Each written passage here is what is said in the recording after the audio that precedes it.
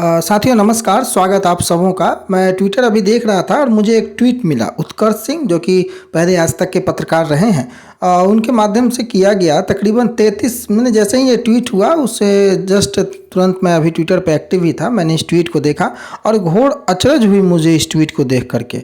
और ये जो उसके नीचे गृह विभाग अधिसूचना जो आप देख रहे होंगे, ये उसी दिन का है जिस दिन ये नियमावली जैसा काला फरमान शिक्षक अभ्यर्थियों को सुनाया गया। और जब मैंने इस ट्वीट को पढ़ा तो ट्वीट के बाद मैंने इस वीडियो को क्रिएट करने का सोचा। आप देखिए इन्होंने जो लिखा है कि आनंद मोहन को जेल से बाहर निकालने के लिए बिहार सरकार ने कानून ही बदल दिया। हालांकि देखिए, मैं किसी पर निजी टीका टिप्पणी करना मैं नहीं चाहता हूं, लेकिन अगर ऐसा है तो आप देख लीजिए जो अधिसूचना निकाली गई है 10/4/2023, जिसमें बिहार कारा हस्तक 2012 के नियम 481 क का संशोधन बिहार कारा हस्तक 2012 नियम 481 1 क में वर्णित वाक्यांश या काम पर तैनात सरकारी सेवक की हत्या को विलोपित किया जाएगा।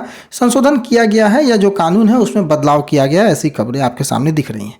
तो सवाल यह उठता है, इस खबर, इस बिंदु, इस कानून के बदले जाने से मुझे कोई ना अचरज है ना हैरानी है।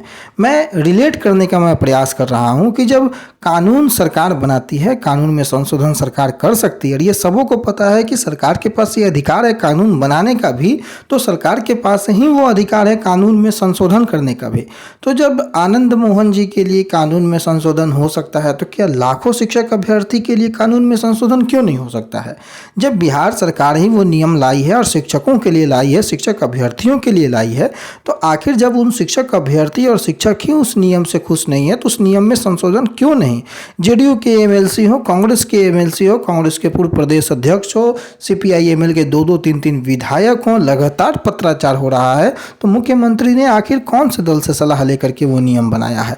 सरकार कानून कैसे बदल देती है किसी चंद मुद्दों पर, और सरकार कैसे कानून किसी चंद मुद्दों को लेकर के अड़ जाती है, यह देखिए और इस राजनीति को समझिए। शिक्षा मंत्री महोदय कहते हैं कि 4-5 महीने में परीक्षा हो जाएगी, लेकिन सिलेबस का कोई अता पता नहीं है। अभ्यर्थियों को गुमराह किया जा रहा है कि भाई परीक्षा के नाम पर बहुत जल्द परीक्षा हो जाएगी, तुरंत हो जाएगी, लेकिन 7वें चरण के शिक्षक अभ्यर्थियों को जल्द, तुरंत, अतिशीघ्र, इन सभी शब्दों से बहुत दूर का रिश्ता है, बहुत नज़दीकी का रिश्ता है।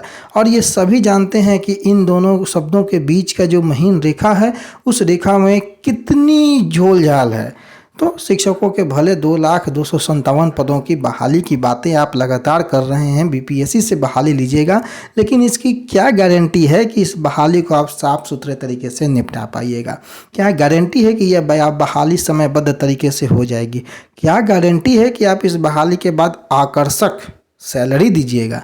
और उस आकर्षक सैलरी का आपने खुलासा क्यों नहीं किया? संदेहास्पद है, आपके उस आकर्षक शब्द में भी संदेह है। तो कुल मिलाकर सवाल और जवाब दोनों शिक्षा विभाग सरकार के पास है। सरकार ने नियम लगाई है, उस नियम का पुरजोर विरोध कीजिए, बाकी आपके ऊपर है। आप अपने विवेक के लिए स्वतंत्र हैं, आप निर्णय लेने के लिए स्वतंत्र हैं, परंतु मुझे जो ऐसा प्रतीत होता है, ये मेरी पर्सनल राय है, मेरी पर्सनल ओपिनियन है कि इस नियम से अभ्यर्थियों को और शिक्षकों को, दोनों को बड़ा नुकसान है। नुकसान इस मायने से कि 7वें चरण के शिक्षक अभ्यर्थी 4 वर्षों से इंतजार कर रहे हैं।